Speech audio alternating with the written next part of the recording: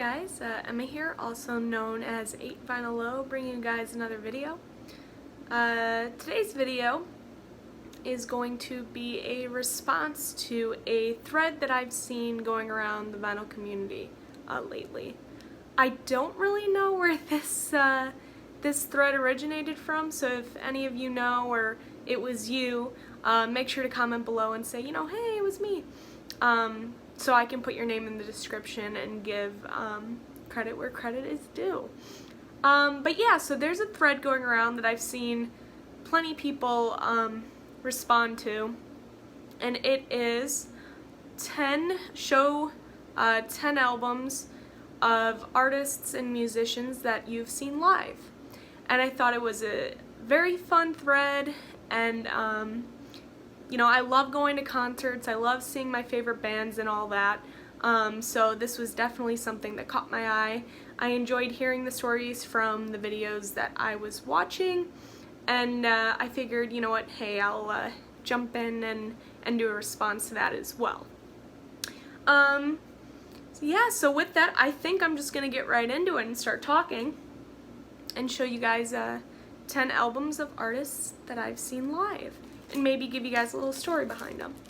So this first one, I figured I'd knock this out first because I don't think any of you will be surprised. But yes, I have seen, this is Cheap Trick's Dream Police record. I have seen Cheap Trick live. I've seen them plenty times live now, and I mean, I might be biased, but I still think they're one of the best live bands. I mean, going on, 40 years later, they're honestly one of the hardest working rock and roll bands out there. I mean, they're touring all the time, every day, every year for 40 years. So, anyway, I've seen Cheap Trick a handful of times, probably more than a handful. I mean, 2 handfuls, 3 handfuls maybe. I think I'm around 15 now, 15 times, so amazing band, and I'm not going to talk too much anymore about this because I'm sure you guys knew that was coming. Alright, another band that I've seen live, and this isn't with the original lineup, so it's almost like going to see Foreigner live now. You only have one person, who is Mick Jones, and now he's not even playing at some shows. So, yeah. But this one still has an original member. I have seen Foghat live. Get it? Yeah, so I've seen Foghat live, and Roger Earl, the drummer, is still playing drums and the only original member as of now. But the musicians, and I can't remember who else is currently in Foghat, but they're great. I mean, they put on an amazing show. It's always cool to go see, even if you are seeing one member, it is cool. I actually saw them for free. They were playing at Milwaukee Summerfest, and I had a free admission ticket anyway, and most of the shows at Summerfest are free. You just, find the stage and find the time and find the artists that you want to go see, and then go see them. And we were lucky enough that we got to the stage maybe an hour before Foghat played, and we're right in the front, and it was an amazing show. They played probably, an hour and a half set, which isn't bad for Summerfest. They're trying to get through bands and stuff. And yeah, it was a great show. They played all their hits, and at the very end, I think his name is Brian Bassett, and I only know that because I have the guitar pick that he threw out. At the end of the show, the current guitarist who's with them threw out a guitar pick, and it landed in the row in front of me, and there was nobody standing in those seats, so I just kind of reached over and snagged it. It was at the very end, so people were clearing out and stuff, so I thought that was super cool. So Foghat, one of my favorite bands, and like I said, not the original lineup, but still put on a great show. So, seen them. Another band that I've seen live is Loverboy. This album is the only Loverboy record that I have so far. They're not hard to find, I just haven't had, bought them yet and gotten the other ones. But this is Keep It Up. It has ringwear and whatnot, but this is the only one I have to show you guys right now. So I've seen Loverboy live. I saw the band itself live a long time ago when I was young, at like a 4th of July celebration or something. And I think it's the same 4th of July celebration of another artist that I'm going to show you, near where I live.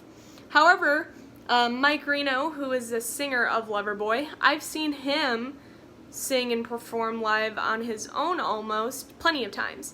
Why is that? It's because if you've kind of watched some of my videos, I mentioned this before, I am a major Jim Peterick fan. He's basically the guy that got me into music. I'm actually going to talk about him here soon. He founded the Chicago-based band the Ides of March, and also founded Survivor, who sings Eye of the Tiger, and did some work with 38 Special. Wrote some songs with them, like their major hit songs like Hold On Loosely and whatnot, and I'll get into that as well. But Mike Reno, he comes to Jim Peterick, puts on a show every year called Jim Peterick's World Stage, where he gets artists, a variety of different artists from different bands, to come join him in this kind of world stage type event, like a superstar rock session. So I've seen and met Mike Reno plenty of times from going to those shows. He's an awesome guy, so I definitely kind of wanted to share that story with you guys because I have nothing but nice things to say about Mike. And of course, Loverboy. They're fun. They're fun live, so. Okay. Going off of kind of what I said there, I have to show the Ides of March. The Ides of March, for those of you who are not really familiar with them, like I said, they are a Chicago-based band from the 60s. They're actually still playing today. The original 4 are still playing together. They took a break for 20 or so years, and Jim Peterick, who is also the guitarist and singer in this band, ended up doing different projects with other bands, as I mentioned. But I think in the mid to late 90s they reunited and they've been together ever since. When I was little, my dad took me, I was probably 7 or 8 years old. He took me to go see the Ides of March, and he knew of this band, 1, because we are from the Chicagoland area, and 2, because he really loves Survivor. He really loves, Eye of the Tiger and other Survivor songs, but they're most well known. And we went to go see this band, and I was hooked ever since. I mean, this was the first real band, the Ides of March, that I truly, started to fall in love with, and I fell in love with music and older music, and I mean, summers and summers and summers after, when I was 8, 9, 10, 11, 12, summers we would just go see this band play because they play around the Chicagoland area. And we got to, Jim Peterick started to recognize me, and we kind of became buddies, and other members of the band, and they would, the trumpet player at the time, his name was Chuck Somar. I don't think he's in the band anymore, but he actually played on this record, and, I played trumpet for a year in band, and he would always tell me, bring your trumpet and you can come jam with us on Vehicle, which is the song that they're most known for. And if you know that song, it has amazing horn section. I'm kind of blabbering on here, and I kind of wanted to make a video alone about this, but yes, the Ides of March, definitely an amazing band to see live, and they're still going strong with the 4 original members and some others. So, yes, great band. All right. Next artist that I've seen live is another one of my all-time favorites, and that is Billy Joel. I decided to show my favorite Billy Joel album here, which is The Stranger. I love Billy Joel, and I finally got to see him play, I think it was in 2014 when he started touring again, because he took a long time off from touring, and I was worried always, because I got so into him, you know, kind of in middle school and at the beginning of high school. I got so into him, but he wasn't touring, he hadn't toured, and it was one of those things where at that age, you know, is he ever going to tour again? And he started finally kind of doing some shows, and I'm like, is he going to tour? He started touring, and now he's touring all the time, doing stadium stuff, doing his residency at Madison Square Garden. I think he's at like 80 or 90 consecutive shows. That's crazy. But in 2014, finally, when he started touring again, I saw him play at Wrigley Field in Chicago, and it was just absolutely amazing. Amazing show. It was just one of those bucket list things. Like, I can't believe that I saw Billy Joel live. So that was super cool and an amazing moment that I will never forget. So I just remember thinking how happy I was that entire time. I'm just smiling thinking about it. Alright, next artist that I've seen live is Eddie Money. I saw Eddie Money perform at a 4th of July celebration, like 20 minutes near my house. They always try to bring in a band for that celebration the night before the 4th of July, so it's like July 3rd and whatever. Saw Eddie Money. You know, he's still doing it. He still sounds great. He brought his daughter up to sing. I think it was his daughter. This was a while ago, so I don't remember it, you know, that well. But I remember seeing him. We were in the front because they had an open, like, GA area where you can go towards the front of the stage and dance and do whatever. And so I was with my mom, and we went to the front, and I remember he was just kind of, like, interacting with us. And so this is more of, like, a memory thing that I just wanted to share that I thought was cool. But super nice guy. And at the very end, I don't know the drummer's name, but the drummer kind of tossed up a drumstick at the very end, and I ended up catching it. So, super cool show with cool memories, and thought I would share this one. Alright, moving right along here, keeping on with that kind of Jim Peter kick that I have been on. I've also seen 38 Special live. This is their album Special Forces. So like I said, I'm a huge Jim Peter fan, as I've said this probably 50 times in this video. So he did work with Ides of March, obviously, Survivor. Also wrote songs for and with 38 Special. He wrote the songs you guys might know, Hold On Loosely, and Caught Up in You, and Rocking Into the Night. Big 38 Special hits. And so, huge fan of 38 Special as well, just because of the history behind it and whatever. And actually there was a show a couple summers ago. I had never seen 38 Special live. There was a show in Peoria, Illinois, and 38 Special was opening for Cheap Trick. So I would have went anyway because it's Cheap Trick, but super cool that the opening act was 38 Special for that show, so I got kind of a double whammy in that one, so that was incredible. Great band. Great live band. Alright, these next two I wanted to share just because I think it's kind of a cool story. So I used to work at a music festival for like 3 or 4 years throughout high school, and I would work the front, so I'd be scanning tickets and helping people and doing customer service and that sort of stuff. And normally my shift would end when the concert starts. So right when the artist goes on stage, my shift ends, which was incredible.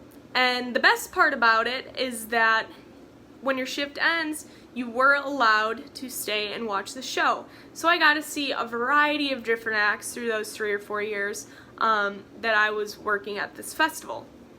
And one of which was Bob Dylan. And at the time, I knew of Bob Dylan, which is why I stayed. At the time, I didn't really know a lot of his stuff. And as you guys know, I'm trying to dig into more of Bob Dylan's catalog. This is the only one I have right now of his. And I know a lot of you are telling me, that's not where you should start if you're getting into Dylan. I know there's other albums that will kind of bring me into that realm here, but this one is the one that I have now. Anyway, so I basically got paid to go see Bob Dylan. Stayed for the show.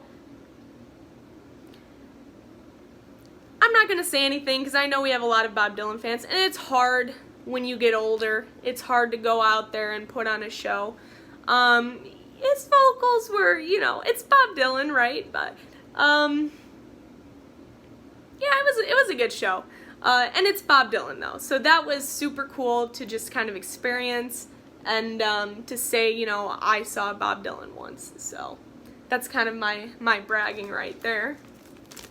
Another person that I was able to see at the place where I worked wasn't Simon and Garfunkel, but it was Paul Simon.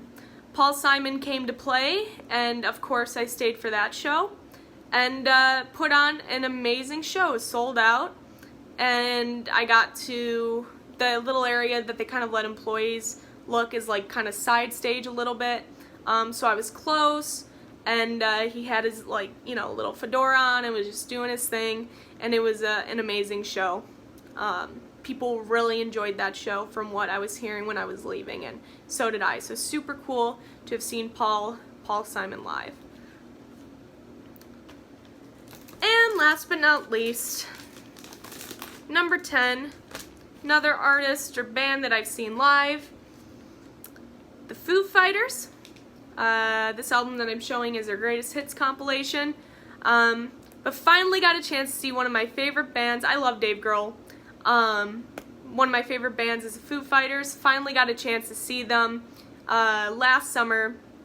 They played at Wrigley Field, and me and my boyfriend were kind of camping out for like 5 or 6 hours before the show. I think we got around 6.